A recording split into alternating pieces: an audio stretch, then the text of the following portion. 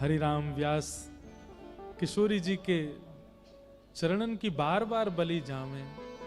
क्यों? अपराध तो मोते बने सेवा में, अपराध तो मोते बने भजन में, पर हमारी किशोरी जी सब जगह मेरी रक्षा कर ले। कछु अपराध ऐसो बनन नाय दे। एक दिन की घटना, श्री हरिराम व्यास जी अपने जुगल किशोर जी का श्रृंगार कर रहे थे और तभी कोई सेवक, तभी कोई दर्शनार्थी सुंदर स्वर्ण की वंशी देके गयो। हरिराम व्यास जी ने अपने जुगल किशोर जी को आज वह स्वर्ण की वंशी धराने को प्रयास कियो, परंतु ठाकुर जी के भुजा में इतना अवकाश नहीं है कि वो स्वर्ण की वंशी आ जाए। थोड़ी सी नेक हल्की सी बड़ी पड़ रही वंशी, तो व्यास जी ने वंशी को हाथ में थोड़ा जोर लगा के प्रवेश कराने को प्रयास कियो।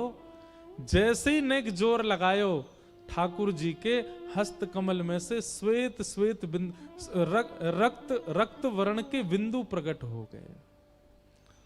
और जैसे ही रक्त वर्ण के बिंदु देखे, श्री हरिराम व्यास जी ने तुरंत सिर पकड़ के बैठ गए। अरे राम राम राम जी, अपराध है गयो, मैंने ठाकुर जी को पाषाण मान लियो। अरे ठाकुर जी तो साक्षात चैतन्य, देखो इनके हस्त कमल में से रक्त प्रकट है गयो है। ठाकुर जी को आकर के लेप लगा रहे, नेत्रों से अश्रु प्रवाह है रोए कि ठाकुर जी मुझे क्षमा कर दो, मैं आपके स्वरूप के प्रति मैंने पाषाण बुद्धि कैसे कर ली, मैंने क्यों हट किया आपके हस्त कमल में। और श्री हरिराम व्यास जी अपने पुत्र को लेकर के आए और बोले, आप अब सेवा तुम करोगे, मैं अपने आप को दंड दूंगा। बोले कैसो दंड दोगे पिताजी?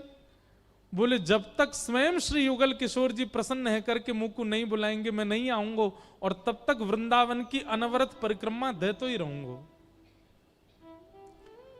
और श्री हरिराम व्यास जी निकल गए और श्री वृंदावन की परिक्रमा प्रारंभ कर दी। ना पूर्ण होने वाली परिक्रमा, एक पूरी हो दूसरी प्रारंभ, दूसरी पूरी हो तीसरी प्रारंभ, तीसरी पूरी हो चौथी प्रारंभ, बस चलते ही जा रहे हैं, रोते जा रहे हैं। और बस सामने आने वाले हर व्यक्ति से कह रहे हैं, मैं अभागो हूं, मैं बहुत बड़ा पापी हूं, मैं बहुत बड़ा दुष्ट हूं, आप चाहो तो मुंह पे नेक कछु गारी दे दो, मुंह पे नेक दंड दे दो, मैंने बहुत बड़ा अपराध किया है।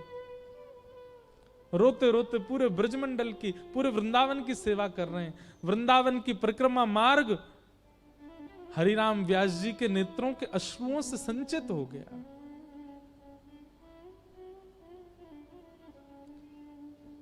सब वैष्णव परिक्रमा नहीं कर रहे हैं, दोनों तरफ खड़े होकर के केवल व्यास जी की इस स्थिति को देख रहे हैं, अपने आप को दंड दे रहे हैं व्यास जी।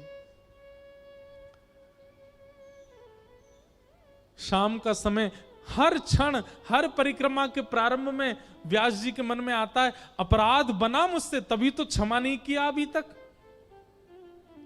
मैं ऐसे करते करते पूरे ब्रजमंडल में या वृंदावन की रज में ही अपने तन को विलीन कर दूंगा, मैंने ऐसा अपराध किया है। शाम का समय हुआ, संध्या आरती का समय, पूरे वृंदावन में मंदिरों में घंटे घड़ियाल संध्या आरती हो रही ठाकुर जी की। तभी आपके पुत्र परिक्रमा मार्ग में दौड़े दौड़े आए, पिताजी रुक जाओ, नेक डट जाओ। अरे मैं नहीं रुकूंगा, जुगल किशोर जी जब तक नहीं बुलावेंगे तब तक नहीं जाऊंगा। अरे पिताजी मैं वही तो बतावे आया हूं। बोले कहा भयो? बोले जो वंशी आप सुबह धरा रहे और ठाकुर जी के हस्त कमल में नहीं आए रही और आपने हठपूर्वक कियो तो ऐसो ऐसो कछु भाव भयो, अब वही वंशी ठाकुर जी के हस्त कमल में ऐसी सहजता से आ रही है मानो श्री ठाकुर जी ने अपने हाथ बड़े करके वह वंशी को स्वीकार कर लियो है। वो वंशी स्वीकार करके आपको आमंत्रित कर रहे हैं, बुला रहे हैं। हरिराम व्यास जी जैसे ही गए, श्री जुगल किशोर जी मंद मंद मुस्कुरा रहे हैं और श्री व्यास जी ने ऊपर चढ़ के जैसी वंशी बाहर निकाल के देखी तो कहा पायो अब वंशी छोटी पड़ गई है, हाथ को जो अवकाश है वो बड़ा होगा। ठाकुर जी ने अपने हाथ चौड़ा लिए, हरिराम व्यास जी की वंशी धारण कर ली। ऐसे श्री व्यास जी की कृपा, व्यास जी पर अनुग्रह श्री जुगल किशोर जी ने किया। एक दिन की घटना, श्री हरिराम व्यास जी संतों की शीत प्रसादी पाते थे। आपका नियम था जुगल किशोर जी की प्रसादी भोग संतों को पवाते, फिर संतों के जो शीत प्रसादी होती थी, शीत प्रसादी समझते हैं, संत महापुरुष जो पा लेते हैं उसके बाद जो तिनका बच जाए उनकी थाल में, वो शीत प्रसादी। बंधुओं एक बात बताएं आपको, जो सामर्थ हिमालय में भजन में नहीं है, जो सामर्थ कोटि गुण यज्ञ करने में भी नहीं है, वो सामर्थ किसी भजन निष्ठ संत की शीत प्रसादी पाने में है।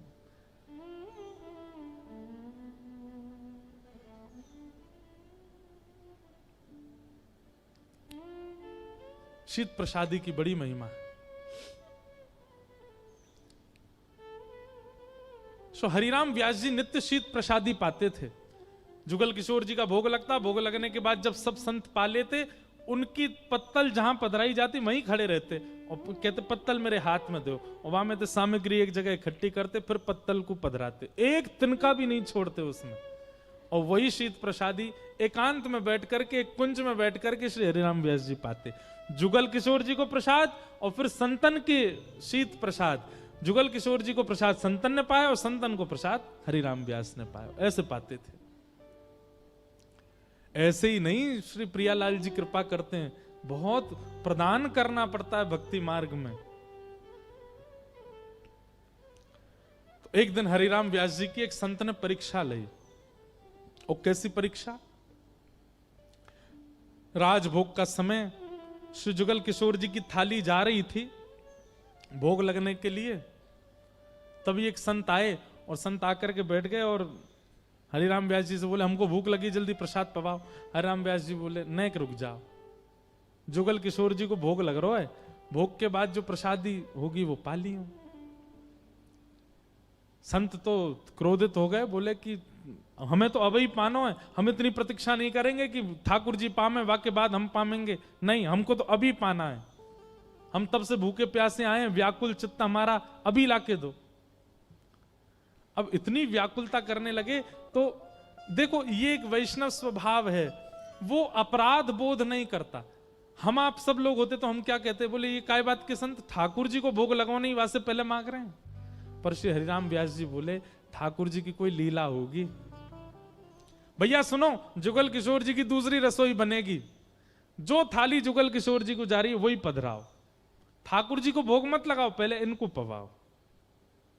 और सबसे कही जाओ, जाकर के दूसरी रसोई सिद्ध करो, ठाकुर जी को दूसरा भोग बन जाएगा। संत आए, इनको पहले पवाओ। संत बोले निष्ठा तो है, जो ठाकुर जी का भोग रोक दिया लेकिन हमको पवा रहे। लेकिन अभी भी परीक्षा चली रही, संत पाने लगे और पाते पाते बोले अरे इसमें राम रस नहीं है, इसमें मिर्च ज्यादा है, इसमें जे वे सब करने लगे। बोले भगवान आप कृपा करके दे दें, हम दोबारा सिद्ध करवा दें। बोले तुम फिर से प्रतीक्षा करने के लिए कह रहे हो, अभी दूसरी रसोई बनेगी तब पवाओगे हमको, तब तक भूखे बैठे रहे। और महाराज उन संत को तो इतना क्रोध आया, उठा के थाल हरिराम व्यास जी के मुंह पे ही मार दे। साथ में जितने सेवक थे सब क्रोधित हो गए, सब उन संत के ऊपर चढ़ने लगे। हरिराम व्यास जी बोले सब शांत हो जाओ, और नेत्रों से अश्रुधार गिरने लगे, नृत्य करने लगे हरिराम व्यास जी। बोले आज जुगल किशोर जी ने प्रसाद दियो है, आज हमारी किशोरी जी मुंह पे बड़ी प्रसन्न है गई हैं। सब खड़े लोग कहने लगे व्यास जी आपके मुंह पे थाल मार दिया और आप कह रहे हो किशोरी जी प्रसन्न हो गई।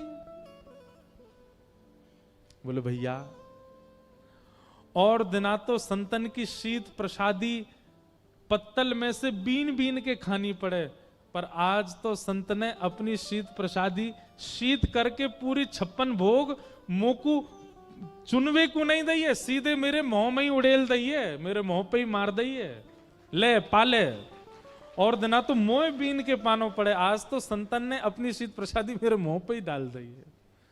आज किशोरी जी मुंह से बहुत प्रसन्न है। ऐसे श्री हरिराम व्यास, उनकी भजन भक्ति, उसमें ये जो दर्शन आप भाव का कर रहे हैं ना, ये भाव का दर्शन महादेव की कृपा है। और क्योंकि विशाखा सखी के अवतार, देखो एक बात तो हम मानते हैं कि कोई भी अगर भजन पथ पर खूब श्रेष्ठता को प्राप्त हो गया, श्रेष्ठता मतलब नाम शोहरत आदि में नहीं, भजन पथ पर खूब लंबा समय व्यतीत कर दिया, बिना भजन से च्युत हुए, बिना भजन छोड़े पूरा जीवन भजन मार्ग में निकाल दिया। आप निश्चित मान लीजिएगा वो निकुंज की कोई सखी ही थी, तभी वह कर पाई। हमारा भजन लंबे समय तक टिक नहीं पाता, किसी कारणवश उसमें न्यूनता, किसी कारणवश उसमें कोई ना कोई विक्षेप आता ही रहता है। हमारे नियम नहीं टिक पाते। एक नियम बनाया, 5 दिन बाद वो नियम टूटेगा ही टूटेगा। अब शारीरिक नहीं हो, भगवत सेवा का हो, वो सेवा के नियम यदि बन रहे हैं, भजन पथ, भक्ति पथ, उसमें ज्यादा गिरावट नहीं हो रही है, चलते चले जा रहे हो आप, तो समझ जाओ आपका कोई संबंध तो है ठाकुर जी से। अच्छा, संबंध के बिना यदि भगवत पथ पे आ गए, हमारा कोई संबंध नहीं पूर्व का, तो फिर कैसे भजन मार्ग में स्थिर रहें? तो फिर संतन की सेवा, महादेव का अनुग्रह, उससे संभव है कि वो बन जाए। ऐसे श्री हरिराम व्यास जी का सुंदर चरित्र सुनाया गया।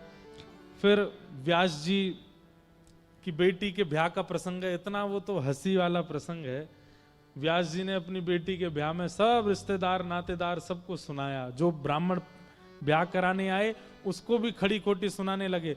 बेटी ने अंत में जाके पूछा, बोले पिता, पहला मैंने ऐसा देखा जो अपनी बेटी के ब्याह में बिल्कुल खुश नहीं है। आपने पंडितों को भी गाली दी, मेरे ससुराल वालों को भी गाली दी, आप चाहते नहीं कि मेरा विवाह हो। हरिराम व्यास जी बोले, पते की बात पूछ बेटा, ब्याह की इच्छा तो है कि तेरा ब्याह हो, लेकिन तू ब्याह करके ब्रज छोड़ के जाएगी, उससे मैं बिल्कुल प्रसन्न नहीं हूं। ब्रज छोड़ के जानो पड़े, ऐसो ब्याह काय काम को लाली। अरे कृपा करके ओरछा से हमको ब्रज प्राप्त भयो, और तू यहां ब्याह करके या ब्रज ही छोड़ के जा रही है। क्योंकि उनकी पुत्री के जो होने वाले पति थे वो किसी राजा के मुनीम थे, तो बाहर जा रही थी। तब वहीं मधुकर शाह ओरछा के राजा, जो कि हरिराम व्यास जी के शिष्य थे, उन्होंने कहा, बोले गुरुजी तो फिर आप ही बताओ क्या करना चाहिए। बोले हम तो भैया इसमें राजी हैं, एक घर बनवा करके इनका वृंदावन में दो, हमारे जमाई और बिटिया दोनों वृंदावन में ही रहे, यहां से जाएं ना। अगर ये यहां से जाएंगे ना तो इनका कन्यादान में करूंगा, ना इनकी विदाई में रोऊंगा। ऐसा वृंदावन से प्रेम करने वाला कोई मिलेगा जैसे हरिराम व्यास? नहीं तो बेटी के विवाह में कौन पिता उत्साहित नहीं होता। एक पद भी गाया हरिराम व्यास जी ने, हरि भगतन ते समधी प्यारे। एक घटना हुई थी कि जब इनकी बेटी का ब्याह था, तो इनकी पत्नी और इनके बच्चों ने खूब सुंदर एक दावत रखी। तो हरिराम व्यास जी एक शर्त पर राजी हुए थे ब्याह के लिए। बोले क्या? बोले भैया ब्रज 84 कोस में जितने संत हैं सब आएंगे, सबकी दावत करवानी पड़ेगी तो ही ब्याह मंजूर है। कोई नहीं पूछा कि बेटा क्या करता है, होने वाले दामाद का घर कहाँ है, कितना कमाते, नहीं, इन सब से कोई राजी नहीं। एक ही इच्छा है, बिटिया का ब्याह हो, उसमें इतने हलवाई लगेंगे, उनसे कह के 56 भोग बनवाने और ब्रज के सब संतों को प्रसाद पवाना है। तो जिन घरों में ज्यादा ही संत सेवा आदि होती रहती, वहां के बच्चों में फिर श्रद्धा थोड़ी कभी कभी, हमेशा नहीं, कभी कभी ऐसी होती है। हमारे यहाँ तो संत रोज ही आते रहते हैं। तो हरिराम व्यास जी के बालक बोले, अब यहाँ पे भी संतों की प्रसादी वही प्रधानता, एक काम करो, पहले पूड़ियां और सब्जियां सब बनवा के अलग धर दो संतों की, और ये बारात आई है इसका भंडारा शुरू कर दो। हरिराम व्यास जी आए, जुगल किशोर जी को शयन करा के आकर के देखा तो संतों की प्रसादी हुई नहीं और सब बारात पाने लगी।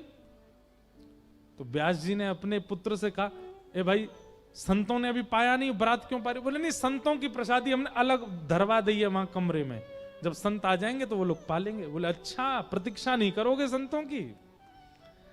तो हरिराम व्यास जी बीच बारात जहां पा रही है, उसको क्या बोलते हैं जहां बारात बैठ के भोजन करती है, क्या बोलते हैं? जनवास। जनवास के बीच में बैठ गए और बीच में बैठ के ये पद गा रहे थे। कौन सा? हरि भक्तन ते समधी प्यारे। बोले हरि भक्त प्यारे नहीं है, उनसे ज्यादा प्यारे समधी हैं। आए संत दूर बैठारे, फोरत कान हमारे।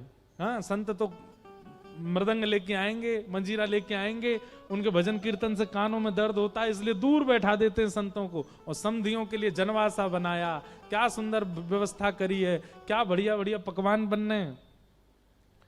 दूर देश ते सारे आए ते घर में बैठारे। सारे सरे जाएं, इनको तो घर में बैठा रहे हैं। और उत्तम उत्तम पालिका सोर सुपेती भोजन विविध समारे। भक्तन दीजे चून चून चननी को, इनको सिलवट न्यारे। व्यास दास ऐसे विमुखन जम, गन सदा कढ़ेरत हारे। अपने परिवार को ही सुना रहे हैं। इतने में ही वो पंडित जी आए जो ब्याह पढ़ाने आए थे। बोले व्यास जी, हम भी ओरछा के ब्राह्मण देवता हैं। हरिराम व्यास जी ने उन पे भी पद लिख दिया, वे मरे जो मेरे घर ब्याह पढ़ाए। जो आवे सामने सबको व्यास जी सुनाते ही जा रहे। सब लोग हाथ छोड़ के तर तर कांपे। अंत में आकर के पुत्र ने कहा, पिताजी कैसे राजी हो गए आप? बोले नई रसोई बनवाओ, चाहे खर्चा दुगुना हो, जमीन बेचनी पड़े, पहले 84 कोस के संत पाएंगे, उसके बाद बारात आवेगी। बारात वापस जनवासे से बाहर जाके खड़ी भई, दुल्हा दोबारा घोड़ी पे बैठ गया। पहले संत आए, सबने आके प्रसाद पायो, वाके बाद बारात को स्वागत। ऐसे संत सेवी ब्रजनिष्ठ श्री हरिराम व्यास जी महाराज। ऐसे श्री हरिराम व्यास। और भी कई इनके पद हैं जिनमें गालियां खूब हैं। एक बार क्या हुआ कि संत बैठे थे, तो संतों ने प्रेमवश हरिराम व्यास जी को भी पंगत में बैठा लिया। तो इनकी पत्नी दूध मलाई परोस रही थी। तो हरिराम व्यास जी देख रहे थे ये मलाई कितनी परोसेगी। तो हरिराम व्यास जी ने क्या देखा, सब संतों की दोना में चम्मच से मलाई रोक लेती है, केवल दूध दूध दे रही है, मलाई रोक ले रही है। और जैसे हरिराम व्यास जी का दोना आया, सबरी मलाई व्यास जी पे धर दी। हरिराम व्यास जी ने इस पे भी पद बना के गा दियो। बोले खसम को मलाई और इन संतन को कोरो कोरो दूध दे रही है। तू नरक में जावेगी तो यम खींच के ले जाएंगे, तू ऐसी होगी वैसी होगी।